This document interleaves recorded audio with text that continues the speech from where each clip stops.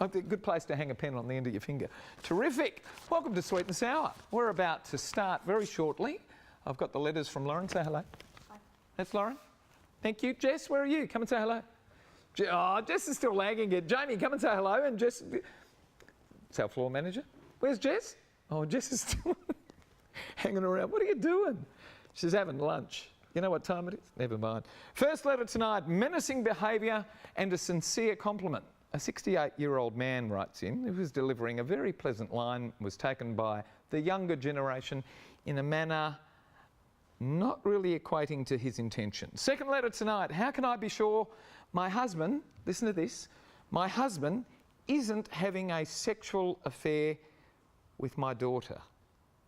Now that sounds menacing, but it's not as bad as what you think. So now you really do have to stay seated, don't you, to find out what this is all about, because it sounds really off the boil. And the last letter tonight, seriously, what does it say about the entire USA when a misogynistic, openly racist bigot can make a serious bid to lead the free world? Hillary Clinton?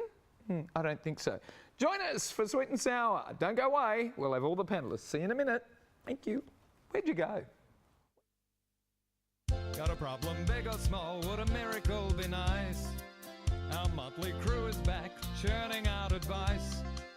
You might even laugh a bit in the following half hour. Park your backside on the couch, cause baby it's time for Sweet and Sour.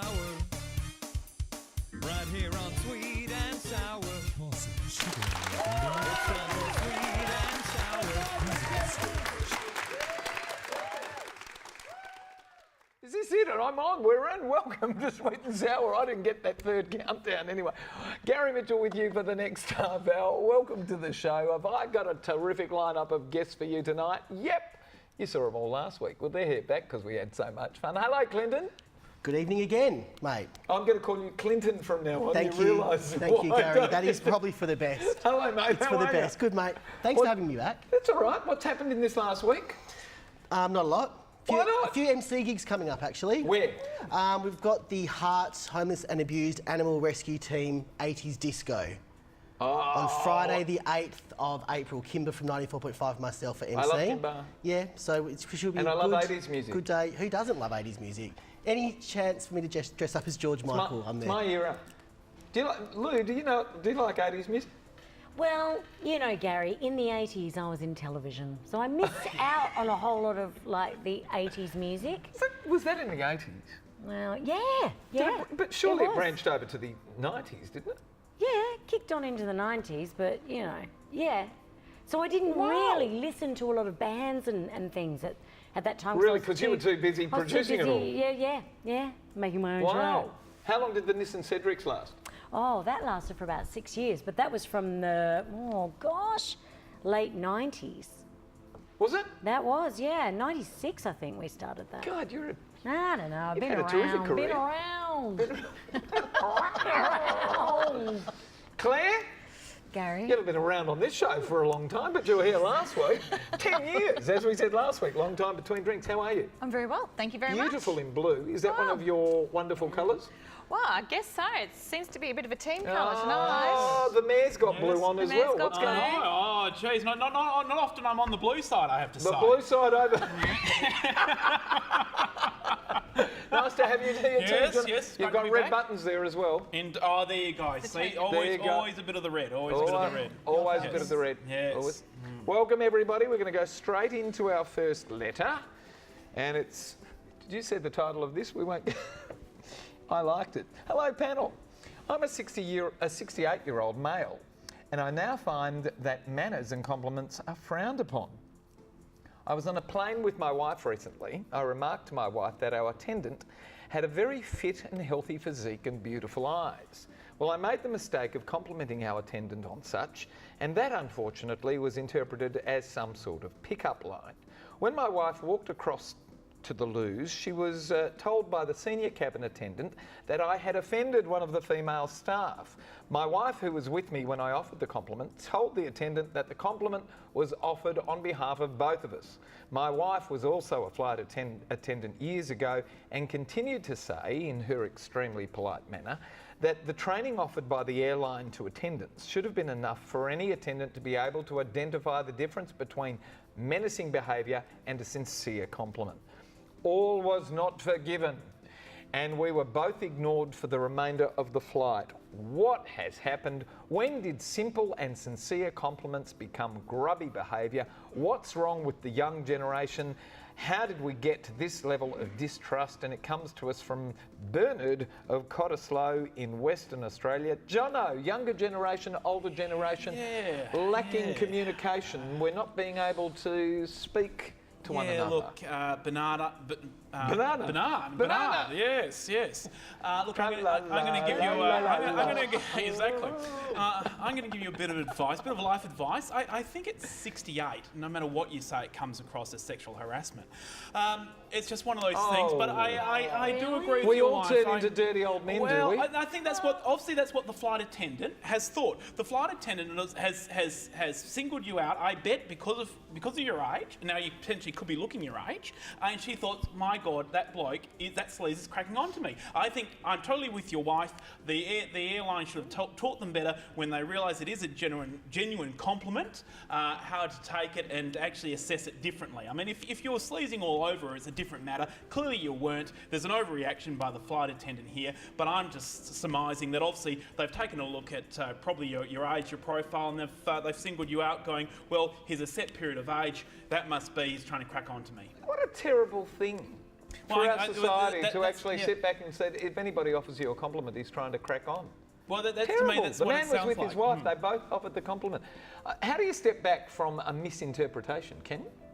Well, look, I think in Bernard's case, I agree with Jono that in that I think the actual compliment was the problem rather than the compliment, the content of it. You know, I think saying you've got a fit and healthy physique, that comes off kind of a bit sleazy. If it said, sounds a bit groupie, you know, it does sound a little bit, Hello, you know, dear, dirty you've old got man. a fit and healthy physique. Exactly, bit dirty old man, that one. So what was the other bit? He Fit and healthy physique and what? Beautiful eyes. And beautiful eyes. So I think if he had just said, you know, they'd been enjoying each other's company and they'd be, you know, appreciated the service and those sorts of things, it might have come off a little bit better. But, you know, I'm sort of thinking about what Bernard said about, you know, what's wrong with the youth of today. And I don't think there's anything wrong with the youth of today. I think that, you know, we're a society that doesn't give compliments as freely as we used to. And I think the youth of today are a little bit out of practice in how to take them graciously. It's true.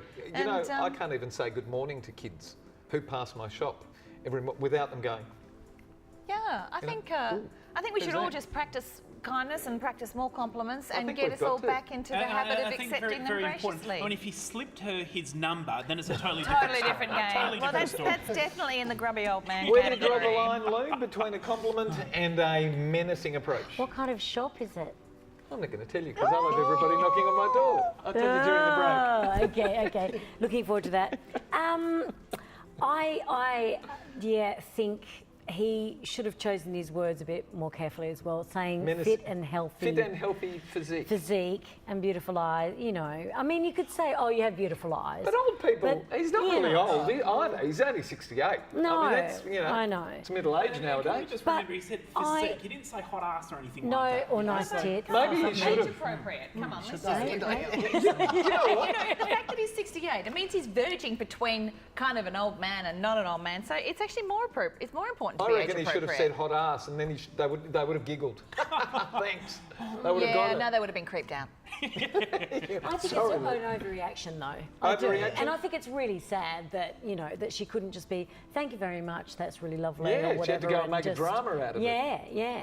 And especially when the wife was on board too and said, you know, there was the compliment was You would have on thought behalf everything of would both of balance us. up if the wife was on board. Clint, what's going on here? Yeah, well, look, I do feel sorry for poor 68-year-old Bernard. I mean, I think maybe, unfortunately, the young men have ruined it for society by maybe speaking to women in a derogatory manner, possibly, when we're out and about at the pubs and things like that.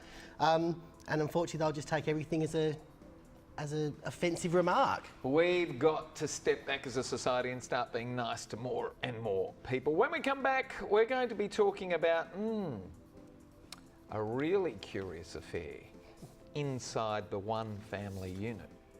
When we come back, Sweet and Sour takes a different turn. See you then.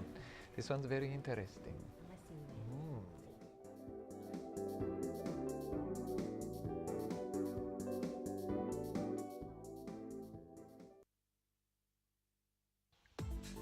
Getting in touch with Sweet and Sour is easy.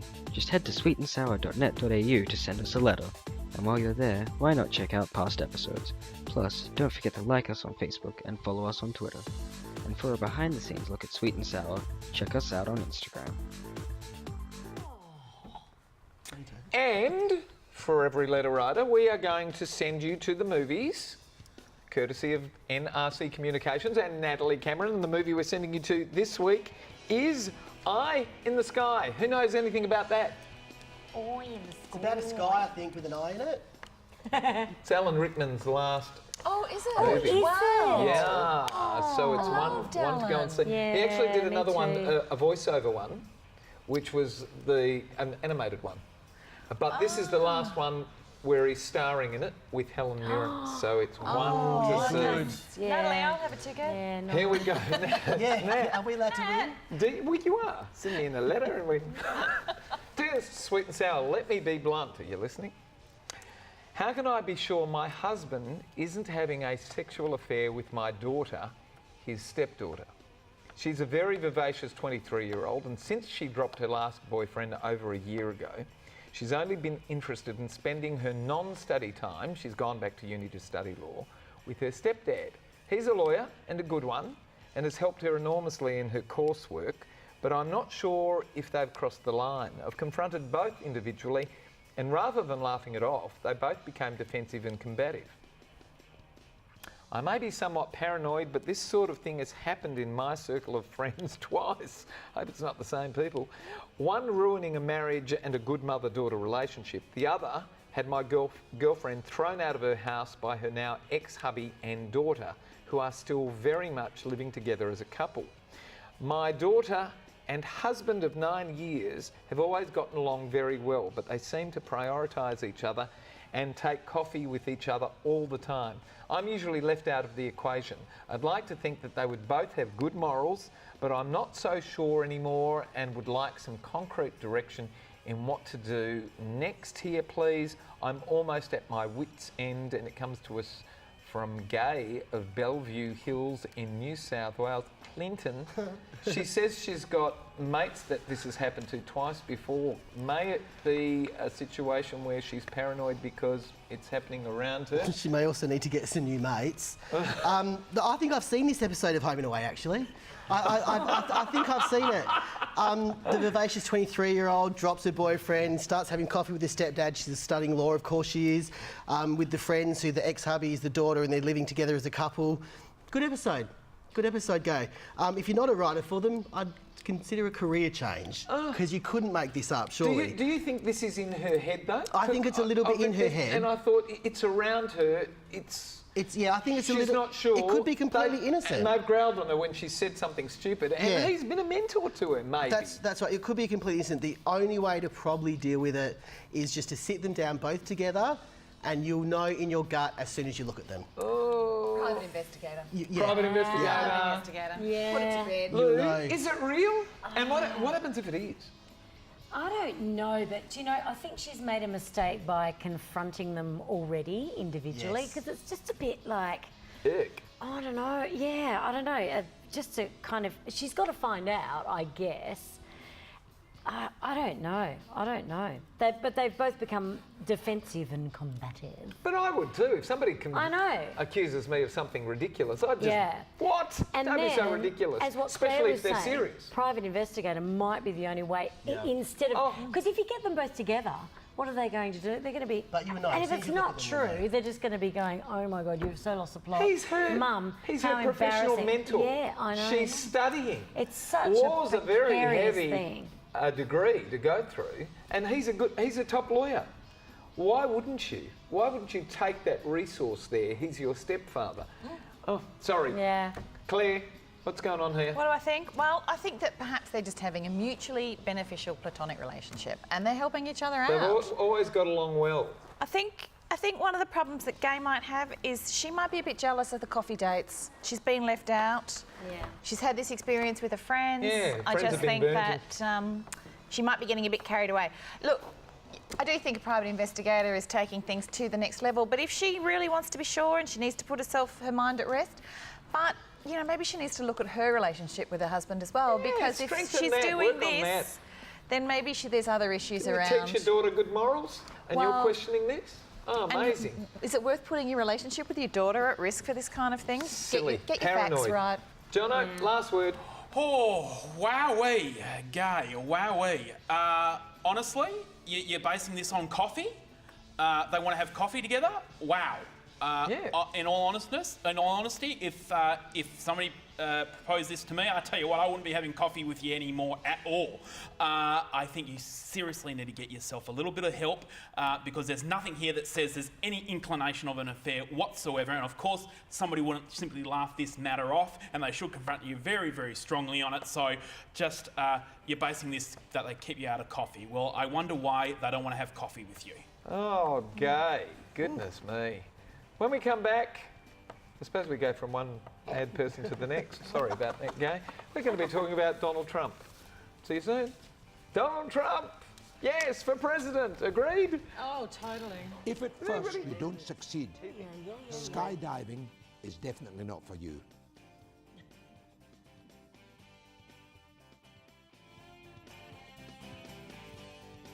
Time for Sweet and Sour. Right here on Sweet and Sour. Pour some sugar on there, baby. It's time for Sweet and Sour. How's about some chili? It's time The last letter. And it's titled Trumped. And you'll know why. Oh my goodness, sweet and sour. How did Donald Trump become a front runner, if not the front runner, in the US presidential elections? Seriously, what does it say about the entire USA when a misogynistic, openly racist bigot who lacks the stature of any of those who have gone before him and only has dollars for a resume can make a serious bid to lead the free world? Do you think this woman really dislikes him? Is it a woman or a man? Yes, it's a woman. I couldn't stand George Bush once I understood clearly that weapons of mass destruction never existed in Iraq.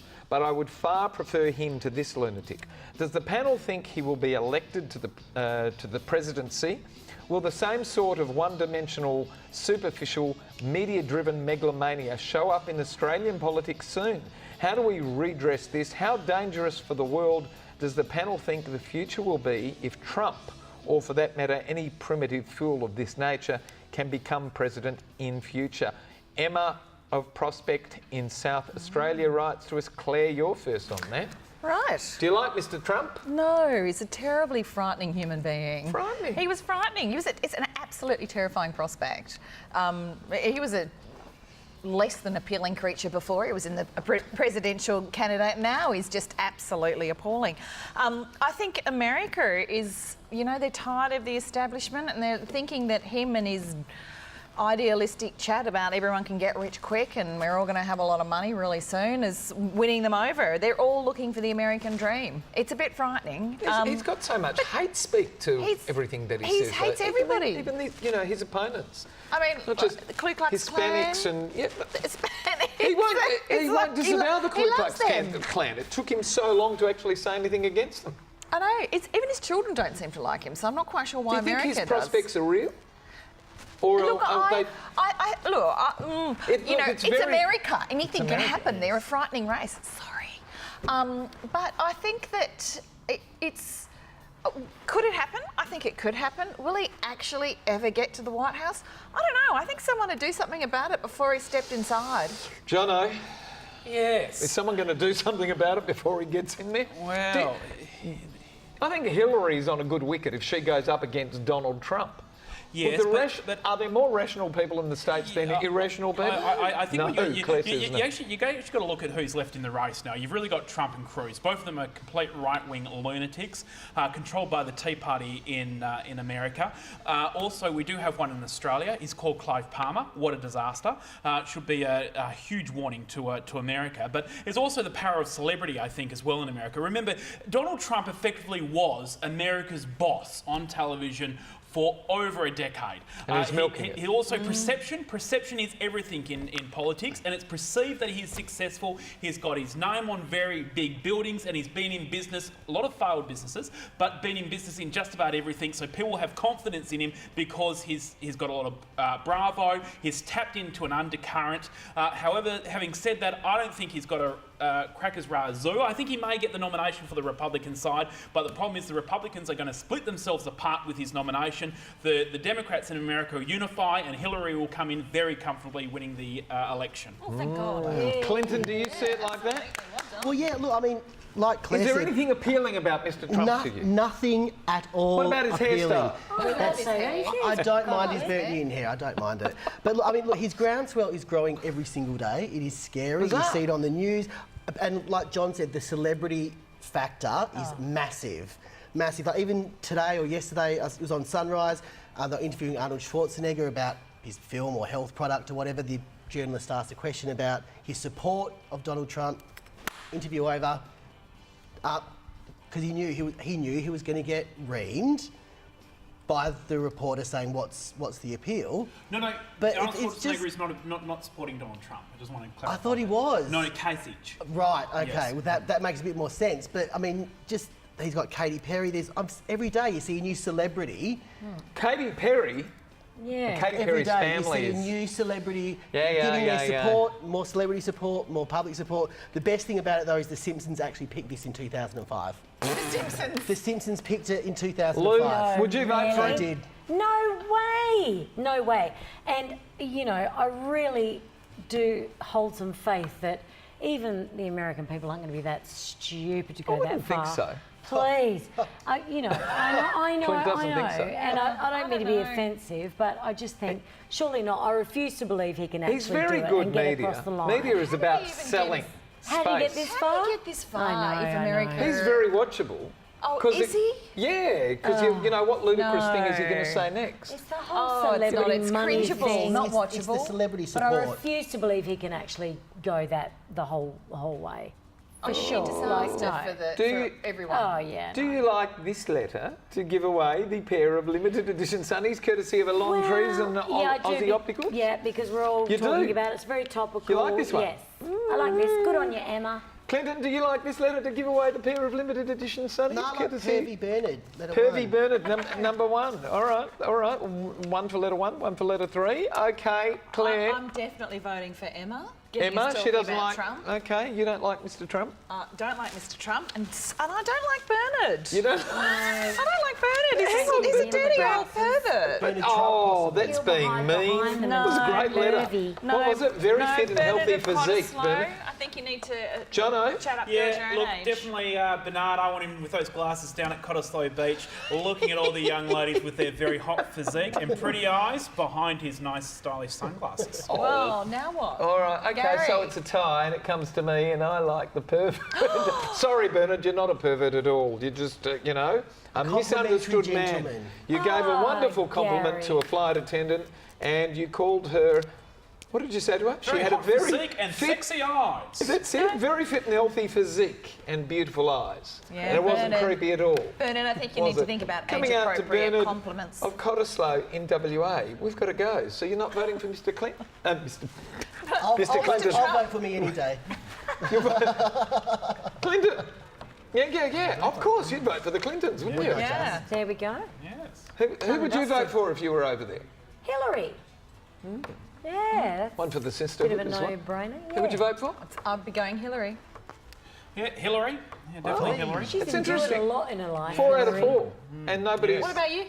Yeah. Oh, no, I like Hillary. Yeah, 5 out of 5. Yeah, I like Hillary. She's, got Although runs on the board. amazingly, though, just quickly, on the Republican side, the most probably mainstream We was gotta Jeb go. Bush, believe it or not. Jeb Bush. Jeb Bush, we've Yep, got to go. mainstream. Thank all of our wonderful panellists. Thank you for Thanks. having us at home tonight. Good We'll see you night. next week. Good night, Australia. Bye-bye. Big wave all. Go Hillary. Come on. Hillary? Hillary, I think will She'd be make it great. if... She'd be great.